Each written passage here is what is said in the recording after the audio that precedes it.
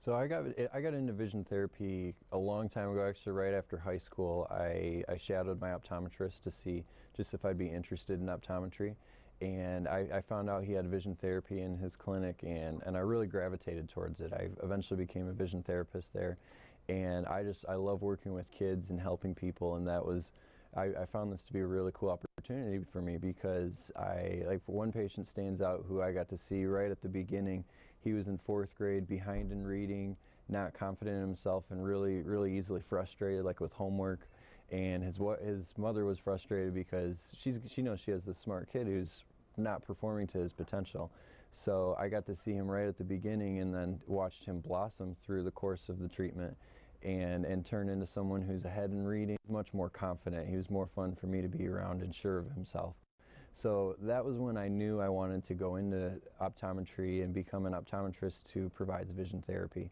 So I really spent about the next 10 years of my life working towards that goal of becoming an optometrist, going to a residency program that specializes in vision therapy and rehabilitation, and then coming here to Holland, where this type of care isn't an option right now until we opened back in November at Eagle Eye Performance Vision.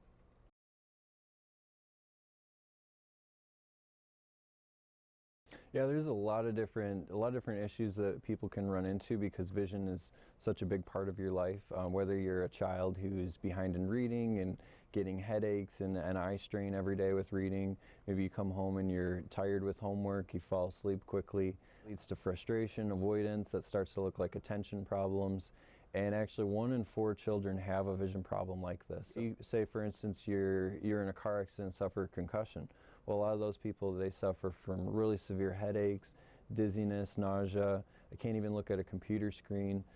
So vision is actually in every part of your brain. It's in every lobe, left, right, cortex, midbrain. It's everywhere. If there's anywhere that you're underdeveloped or needing to rehabilitate an injury, those different areas of vision, they can affect every aspect of your life. For hundreds and thousands of years, we'd look out far away. We'd be looking far to see different animals or enemies, and we'd be constantly looking far away, and then doing really short periods of looking up close and then back to far away. So our eyes are designed perfectly for that. But about 150 years ago, when everyone started having to go to school, it became mandatory, which is a great thing. Now everyone's becoming much more educated, but to do that, you have to be reading a book, you have to be looking at a paper on a desk and writing. Now we have computers that are right here, you have your smartphone that you're looking at for hours a day, and now we spend hours and hours a day doing something that our eyes just are not comfortable doing. Our eyes are much more relaxed looking out far away, but we are working really hard to get our eyes to focus up close. And that's where a lot of vision problems come into play, whether you become nearsighted, which is actually at an epidemic level now, or if you have these vision problems that we treat with vision therapy, where a lot of the patients I see actually have 20/20 vision far away, but all of their problems are up close. So that's really where we are now with society, where everything's up close in our near vision, and there's a lot of different problems that's leading to.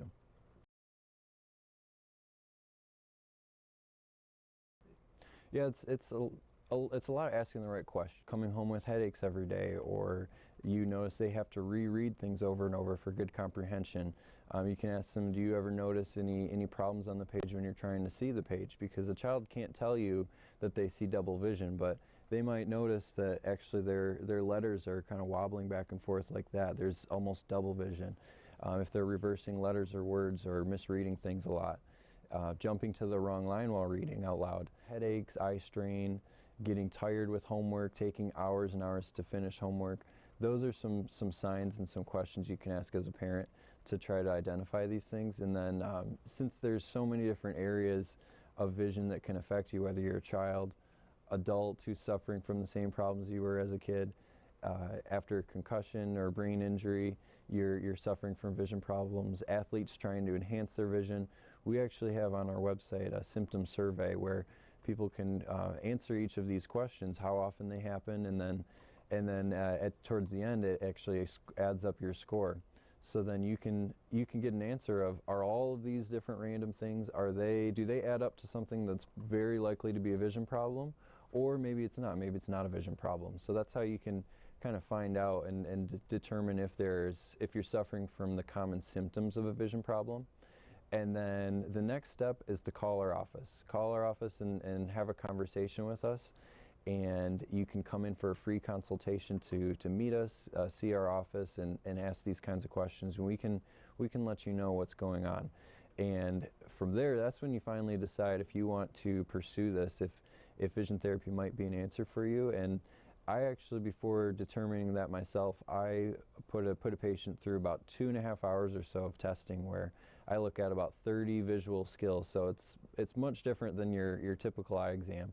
And I've got a really good idea at the end of that. I've got, every diagnosis that we need, and determine the course of treatment. How long is it going to take us? If there's any lenses involved, things like that. So I really try to go above and beyond to make this not only clear for the patient and the parent, if there is a vision problem, but then determining exactly what's going on and enhance their life and fix all these problems that visually are the problem, and they're manifesting in their everyday life.